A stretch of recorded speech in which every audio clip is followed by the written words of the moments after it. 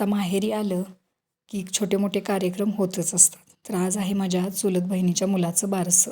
तर मला रेडी व्हायला थोडासा वेळ लागला म्हणून माझ्या भावजया इथं मला टोमणे मारत होत्या की तुमच्यामुळे उशीर झाला आणि बाळाला पाळण्यात घालायचा कार्यक्रम मिस झाला. तर आम्ही यायच्या आधीच बाळाचं बारसं झालं होतं. ही आहे माझी बहीण अमृता, आमच्या पिढीतली सगळ्यात छोटी बहीण, आणि तिच्या बाळाचं आज बारसं होतं. बाळाचं नाव काय ठेवलं आहे ते पुढे व्हिडिओत तुम्हाला दिसेलच. तर इथं सगळ्या भावजया मिळून अमृताच्या सासरहून आलेली दुरडी सोडतायत. तर इथं नाव घ्यायचा कार्यक्रम होता, पण नाव घ्यायला काही कोणी तयार नाही.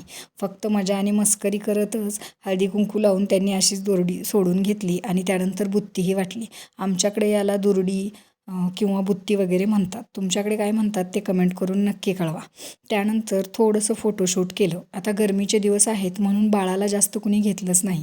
बाळाच्या मम्मीसोबतच सगळ्यांनी फोटो काढून घेतले आणि त्यानंतर जेवणाचा कार्यक्रम होता.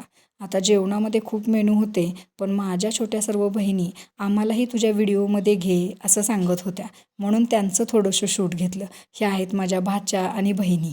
तर यांचं शूट घेतलं आणि जेवणाचा कार्यक्रम झाला. त्यानंतर बाळाच्या बारशाच्या घुगऱ्या घेण्याचा कार्यक्रम होता. कार्यक्रम म्हणजे काय, तर बाळाच्या घुगऱ्या घेणं हेच महत्त्वाचं असतं.